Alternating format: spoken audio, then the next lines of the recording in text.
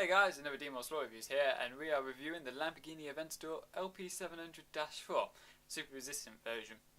Now, because of it being a road car, it's only come out in two colours so far, but there is another one being announced, and this was the blue version that was announced in 2013.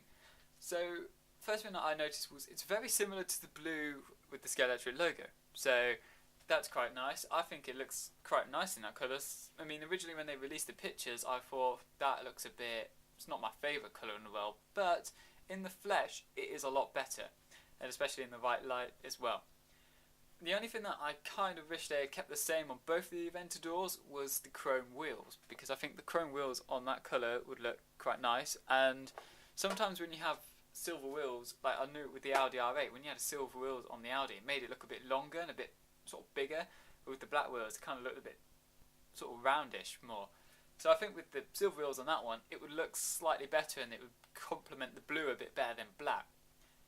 However, things that I do like about the Lamborghini Aventador are the fact that they've really gone to town on the rear windows, if you will, and the fact that they've made each and every segment individually and not just made one plastic slab. So thumbs up to Scalextric for that.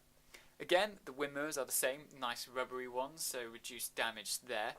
And as standard, it is, well, same as the other one, it's got the individual wheels, just the 4 screws, keeping it nice and simple for opening it up. And it's got the 11:36 gear ratio with the 18,000 rev motor. As you can see with this one, we've added the other magnet in, so we have used them. And we found that with both magnets in, it grips a lot better and is in with better competition with the GT3 cars that Scalextric produce as well. So one thing that I forgot to mention in the previous Lamborghini review was the product code. So for the blue one, it is C3264, and for the orange one, C3460.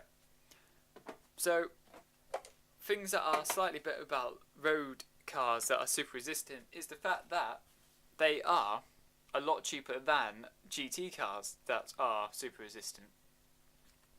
Again, another thing that I sort of noticed with these cars was when I opened up the orange one, we did knock the lights, and I don't know if that was just a problem with that car in particular, or if it was just the fact that when you open it up you do tend to knock them.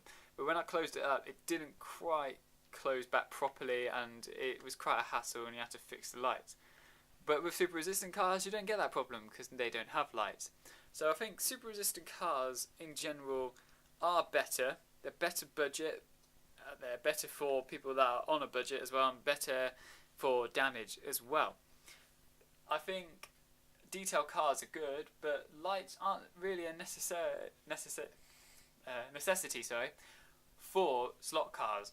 So you see the major expensive one like NSR, they don't have lights on them, and proper club racing cars don't have lights on them.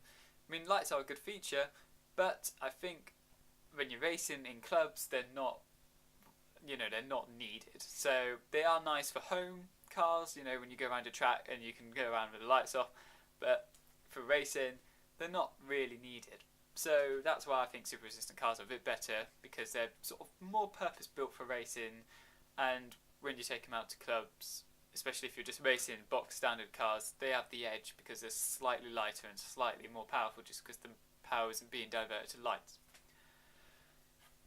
Again, so obviously because this is a super resistant car, it hasn't got any lights on it, but it's still got high detail. I would class it as high detail because they haven't painted the lights on like the previous Lamborghini.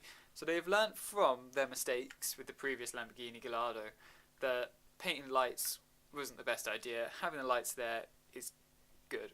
So they look nicer as well, they look a bit less tacky, and it gives you the ability to then customise this one to have lights, because you might want a tinted window like this one on a chassis with lights. So then if, in a sense, you can have the silver wheels on this car. If you have both Lamborghinis, just swap them over, and then you've got the silver wheels and you've got lights, and it just looks like you've got black windows, which is not uncommon with nice hypercars like this.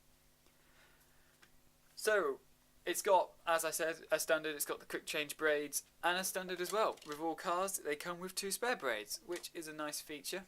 and also on the box is official Lamborghini merchandise as well, so you know it's legit stuff. It also comes with the nice, easy to remove screw. So that's the review. If I'm honest, I prefer this one to the orange one. I think the colour's slightly nicer, and I think it's a bit more practical as a home racing car as well. So thanks for watching.